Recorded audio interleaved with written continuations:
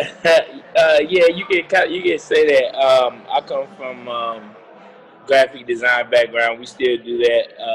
A lot of stuff in the arts, but uh, in building our company, my company is called Ignite Creative Group.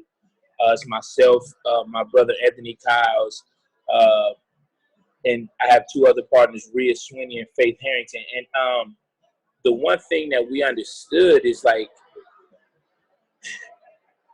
if a company doesn't, if a product, if a company, if you don't have an identity, if you don't have a persona, you can get lost in this space, right? I can duplicate a product.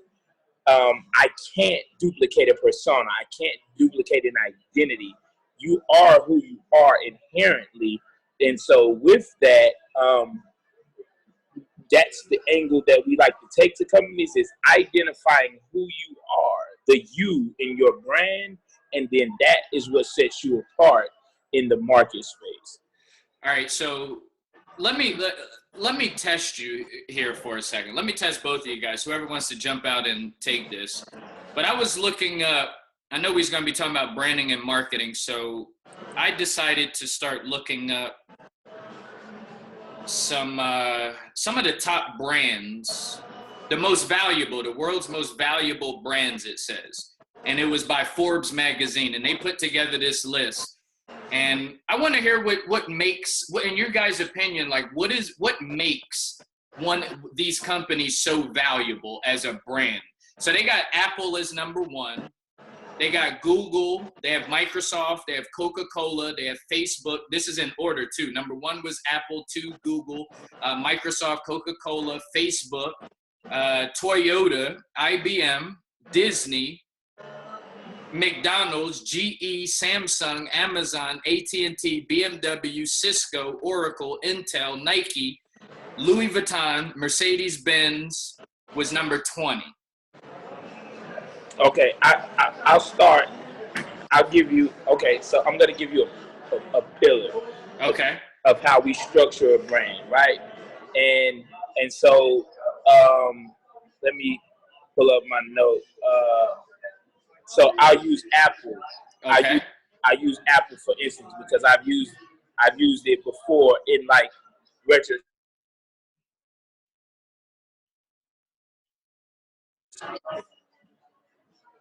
All right, say it again. You just said you used Apple. Okay. We'll clean that up. But so you say you use Apple. So there's a lot of different tenets that go Apple. What Apple's done in this space is we're going to make everything that we do user-centric and user-friendly, right? So these brands, the top brand, all of the brands that you name, they're what the market space would call improvers. They've seen a model fail previously, and instead of trying to be the first to market, they looked at the failures of the space prior to them and improved upon this space. So like Google, you had Yahoo and Alta Vista and all of these other search engines that were okay.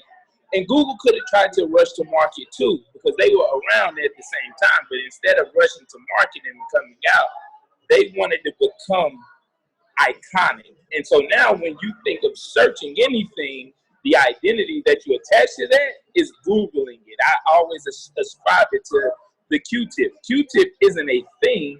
The cotton swab is the product. Q-tip is the brand, but they've become so synonymous with the actual product itself that you call the product by the brand name. Yo, you just taught. Yo, I did. Is that really true? Like yes. Q-tip is yo, that's crazy. Yo, I've been like, yo, you got a Q-tip, and that's actually the brand. That's crazy. All right, so all right, that's really dope.